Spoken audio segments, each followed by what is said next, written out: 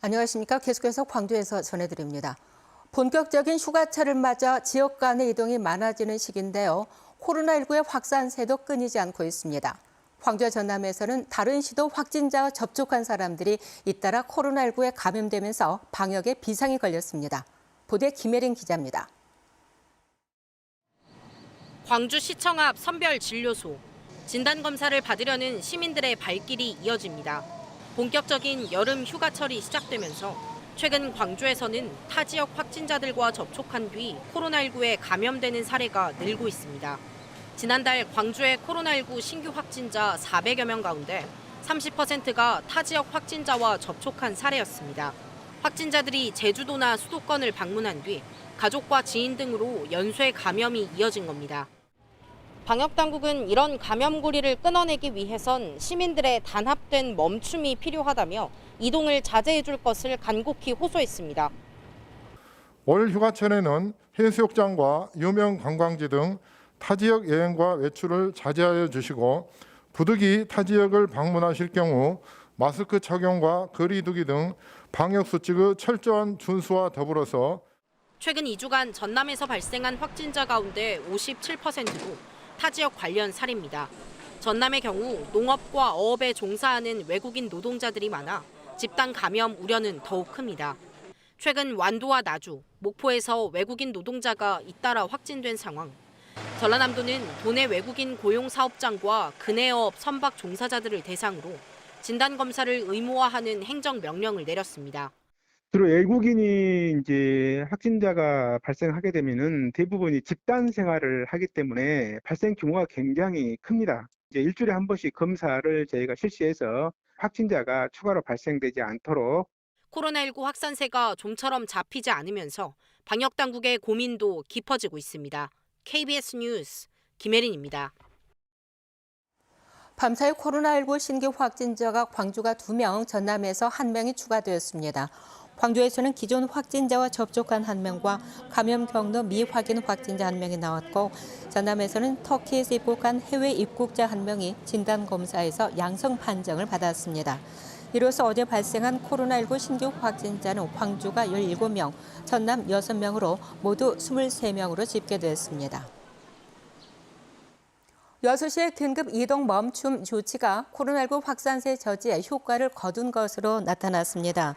여수시는 지난달 26일부터 어제 오전까지 시민 긴급 이동 멈춤 주간을 운영한 결과 이 기간 확진자가 22명으로 전주에 비해서 71.8% 감소했다고 밝혔습니다. 여수시는 전국적인 확산세가 지속되는 만큼 사회적 거리 두기 3단계를 8일까지 유지하지만 오늘부터 공공시설 운영 재개와 이동 멈춤은 해제한다고 덧붙였습니다.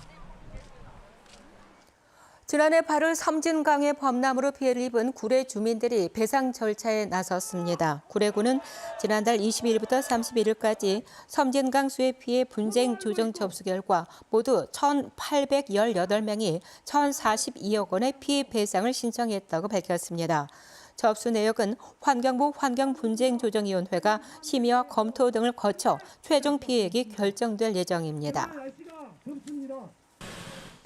네트워크 소식입니다. 정보통신기술을 도입해 재배 환경을 제어하는 디지털 농법이 온실이나 비닐하우스 같은 시설 재배뿐 아니라 노지에서도 도입되면서 농촌 지역의 새로운 대안이 될 전망입니다. 청주방송총국 이만영 기자가 취재했습니다. 아몬드를 키우는 시험 재배지입니다. 찜통 더위에 낮 기온이 30도를 넘기자 열기를 식히기 위해 아주 작은 물방울들이 자동으로 뿌려집니다. 지표면 온도와 땅속 수분 함량에 따라 물 공급도 실시간으로 진행됩니다. 토양 환경과 기온, 습도 등은 현장에 설치된 센서를 통해 실시간으로 전송됩니다. 시스템은 실시간으로 각 지점마다 대기 온도, 습도가 측정이 자동으로 되고요. 병해충 진단도 보다 빨라지고 정확해집니다. 과수원에 설치된 고해상도 영상장치가 열매와 과수의 이상 증세를 찾아내면 정확한 병해충 진단명과 방제법을 찾아 방제약을 쳐야 하는 최적의 시기까지 안내해줍니다. 충청북도 농업기술원이 ICT 융복합 기술을 활용해 구축한 노지 과수원 자동화 시스템입니다. 온실과 비닐하우스 등 시설 재배에서만 구현이 가능했던 디지털 농법을 노지에서 도입한 것으로 기상예보와 연동해 고온과 서리, 냉해 등 자연재해를 줄일 수 있을 것으로 기대됩니다. 특히 농촌 지역의 일손 부족 해결에도 큰 도움이 될 전망입니다. 관수를 한다든지 아니면 뭐 여기 토양에 물이 얼마나 있는지, 그다음 병이 걸렸는지 이런 것들을 농장에 굳이 안 나와도 할 수 있는 장점이 있습니다. 충북농업기술원은 올해 3개 시군의 시범 사업으로 자동화 시스템을 일부 보급한 데 이어 내년부터 보급을 점차 확대할 예정입니다. KBS 뉴스 이만용입니다. 여름방학을 맞아 고향을 찾은 대학생들이 멘토가 돼 지역 후배들에게 교과 수업을 하는 이른바 귀향 멘토링이 화제를 모으고 있습니다. 가르치면서 배우는 교육 봉사 활동의 현장을 울산방송국 박영아 기자가 보도합니다.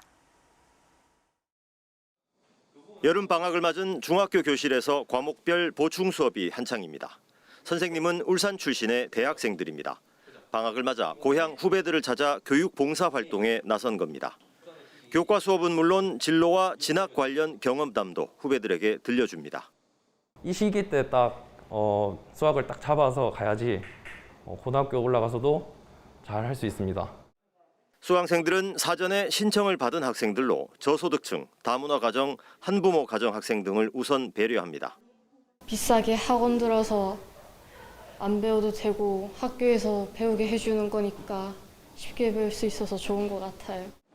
멘토링에 나선 대학생들은 대부분 교사의 꿈을 갖고 있습니다. 학생들을 가르치면서 좋은 선생님이 되는 실습을 하는 셈입니다. 직접 가르쳐 볼 수 있는 기회가 사실 잘 없거든요. 그런데 이런 멘토링이라는 좋은 기회를 만나서 그런 학생들이랑 직접 소통할 수 있는 계기가 된 것 같습니다. 울산시 교육청이 2005년 전국에서 처음 시작한 이 사업의 수강생들은 해마다 3, 4천여 명에 달했지만 코로나19 여파로 지난 겨울방학에는 400명대로 급감했습니다. 그러다 이번 여름방학에는 학생 1,300여 명이 신청하며 다시 활기를 되찾았습니다. 멘토링에 참여한 대학생은 195명, 수강생은 무료로 배우고 멘토들은 가르치는 방법을 익히는 일석이조의 교육 열기가 방학을 맞은 교실을 뜨겁게 달구고 있습니다.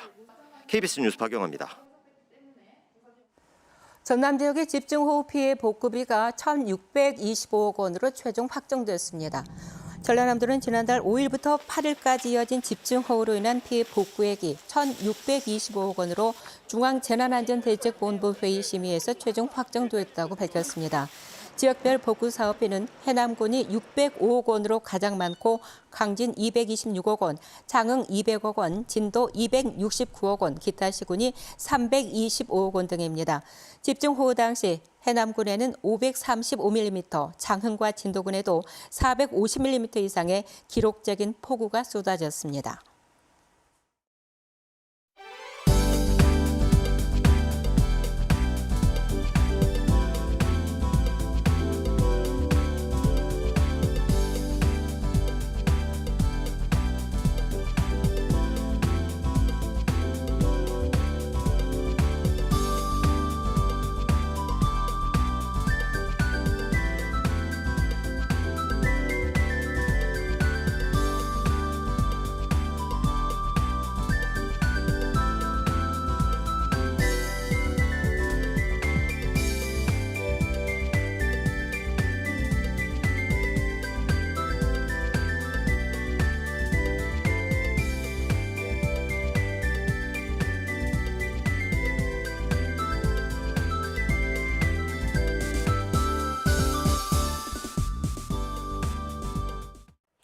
오늘도 흐리고 후텁지근하겠습니다. 현재 소강 상태를 보이는 곳들도 있지만 남해안을 중심으로는 시간당 20mm 안팎의 강한 비가 내리고 있는데요.